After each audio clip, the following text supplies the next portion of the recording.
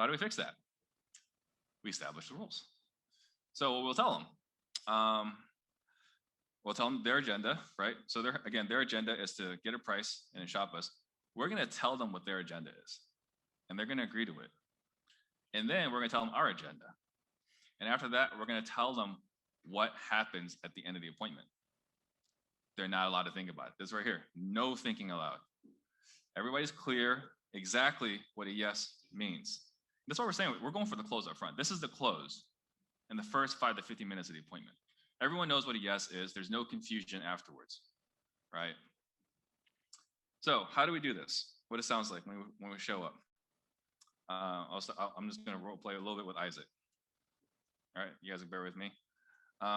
Isaac, thank you for inviting me into your home. Can I share with you how these meetings generally go?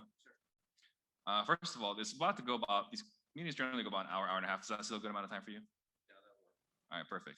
And if he says no, he's like, I only got 10, 15 minutes, we're out of there. Because he's planning on me giving him a number and then calling me back later. We don't play that game. It's an important meeting. Selling your house, it's an important situation, right? If there's no gravity behind it, then we're bouncing. So thank you for that. Typically, Isaac, homeowners want to know how this process works, how much money they're going to get from it, and how soon they're going to get that money. Am I missing anything? All right, perfect. And obviously, I want to make sure, this makes sense for both of us. Obviously, for me to do that, I'm going to have to ask you some questions. Some of these questions are kind of personal. Is that going to be a problem at all?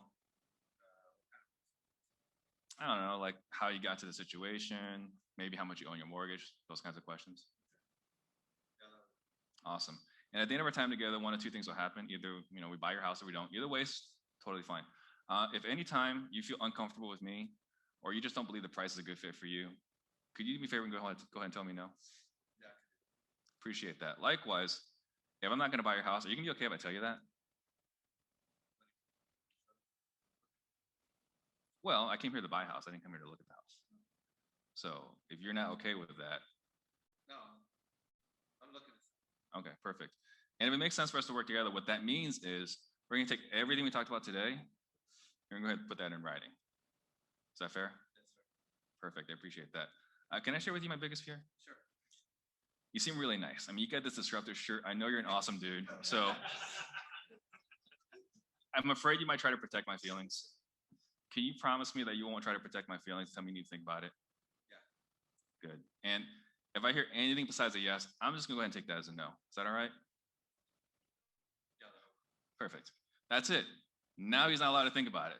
He's not allowed to think it over, run it by his daughter, his rich uncle, or whatever, right? Does that sound overly harsh? Does that sound like anything you guys could not do?